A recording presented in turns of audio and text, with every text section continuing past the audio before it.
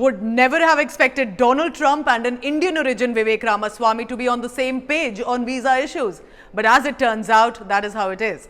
Ahead of the presidential race in United States of America, one man has caught everyone's attention, even in India, and that is him. Vivek Ganapati Ramaswamy, 38 years old, a multi-millionaire former biotech executive running for the next president of United States of America. He's much sought after, and you should know that in fact, after Donald Trump as a Republican candidate, many people are talking about him. Usually, most Indian origin candidates like incumbent Vice President Kamala Harris, for example, are Democrats or liberals. They are not conservatives, but he is. Indian origin Vivek Ramaswamy's recent comment has led to raised eyebrows even among Indian nationals. What did he really say? Listen to it yourself. On legal immigration, I think that we've gotten it wrong. We have a policy of accidental immigration when I think we should have a policy of intentional immigration.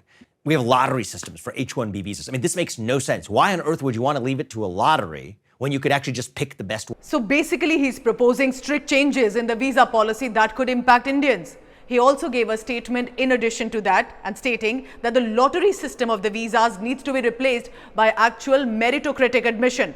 That it's a form of indentured servitude that only accrues to the benefit of the company that sponsors the H1B immigrant, and I will gut it, he added.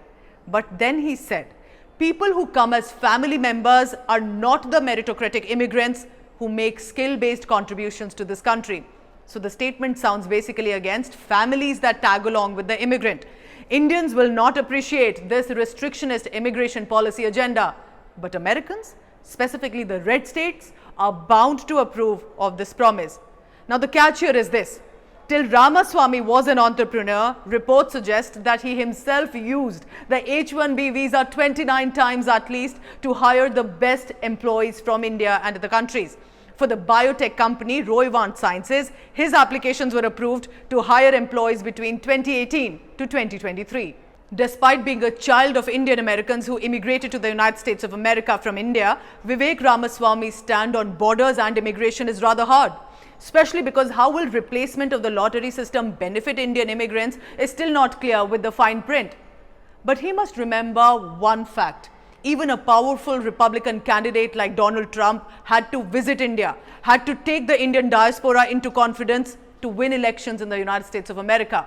Trump's visa blockade was not received well among Indian diaspora, which forms an influential, visible chunk in American society and a vote bank too.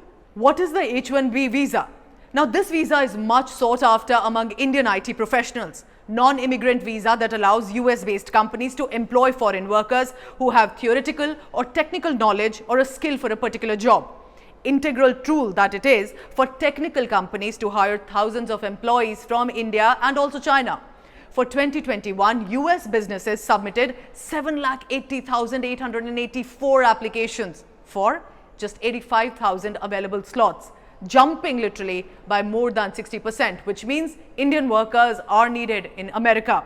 Interestingly, while Ramaswamy is proposing these changes, on the other hand, in July in 2023, Indian-American Congressman Raja Krishnamurthy introduced a bill that proposed doubling the annual intake of highly skilled foreign workers on H1B work visas. The bill proposed to double the number of these visas which are available annually from about 65,000 which are approved to 1,31,000 to allow American employers, including in critical technology sectors. But what has kept Indians cautious and observing Vivek Ramaswamy very clearly right now is him encouraging trade ties with India, calling China as the biggest enemy that USA must decouple with.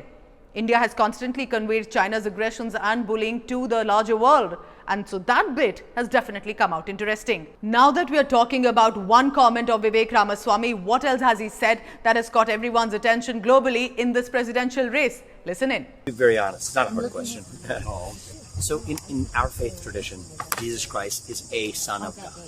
I know that is different than saying he's the son of God. But that is my view of Jesus Christ. He's got our family. Do we worship in churches? Yes, we do. Is that compatible with our faith? Yes, it is.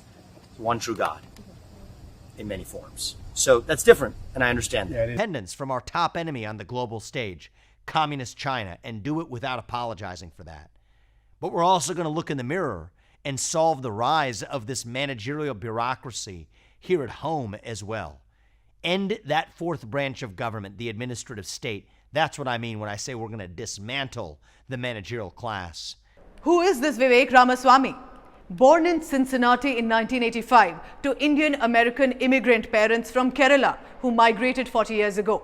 He's a Harvard graduate where he was introduced to politics for the first time and went on to become the president of the Harvard Political Union.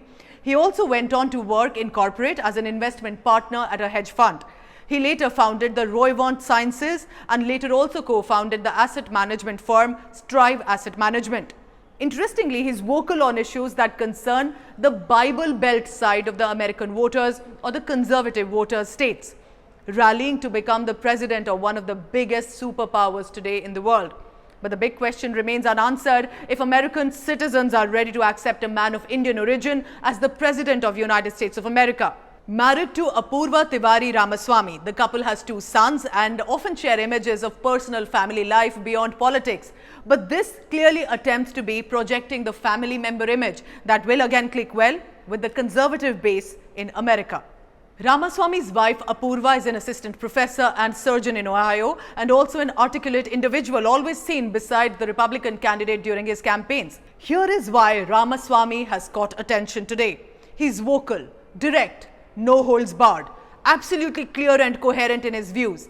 Listen in now to how he was crisp in his response, not flinching at all to the cross-questioning done in an interview on the ban on transgenders in military and about children exposed to the transgender movement.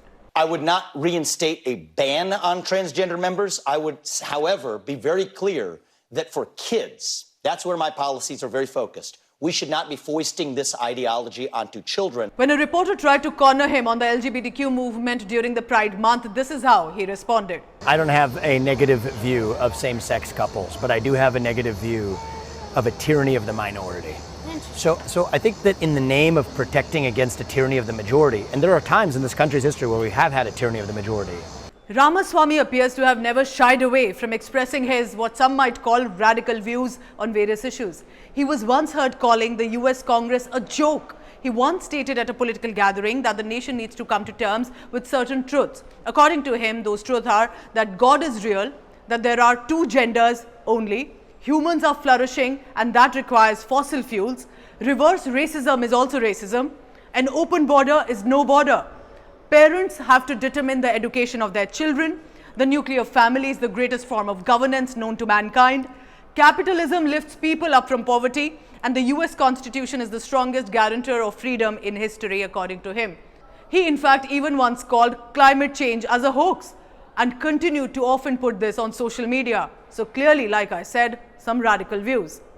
Now, apart from Vivek Ramaswamy, there are 2 more Indian origin Republicans who have expressed interest to contest elections. Nikki Haley, the former governor of South Carolina and Trump's initial ambassador to the United Nations, is the only woman contender in the Republican primary contest. There is also Harshvardhan Singh, known to push America First principle, describing himself as the only pure blood candidate for never getting the COVID vaccinations. What if Ramaswamy becomes the American president? If Vivek Ramaswamy manages to beat Donald Trump in internal competition and Democrat candidates when the elections do happen and goes on to become the president of America, he will be an addition to Indian origin heads of state across the world. Let's take a look at some examples. Rishi Sunak, the Prime Minister of United Kingdom, who was also the leader of the Conservative Party. Pravind Jugnauth, the Prime Minister of Mauritius. Antonio Costa, Portugal's Prime Minister. Mohammad Irfan Ali, President of Guyana. Leo Varadkar, the Prime Minister of Ireland. Tharman Shanmugaratnam, Singapore's president, presently has Hindu-Tamil roots. As I conclude, while Indians are cautiously watching Vivek Ramaswamy right now, while Donald Trump is still the front-runner in presidential race unless legal hurdles force him to stop, are we looking possibly at the next American president, the first Indian origin, but importantly, will he mean well for our Bharat? Thank you for watching. So while we wait possibly for another Indian origin head of state, if that will happen, we will be closely tracking that story. But importantly, what does he have to say about India?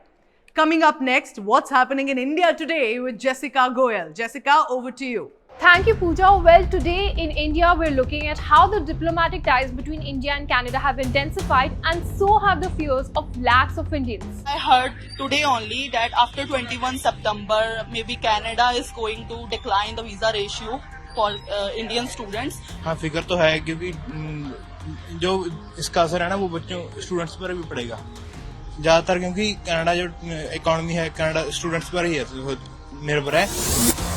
Indian students form the largest group of international students studying in Canada. At present, Indians make up about 40% of the 8 lakh international students in Canada. And there were 3.2 lakh Indians studying in Canada on student visas and helping its economy. India में ये है कि अभी अगर मैं BSc करके job करती हूँ तो उसका कि उतना मुझे सैलरी पैकेज नहीं मिल रहा जो हम एक्सपेक्ट कर रहे हैं, but after holding an international degree I am expecting कि मुझे वो सैलरी मिलेगी.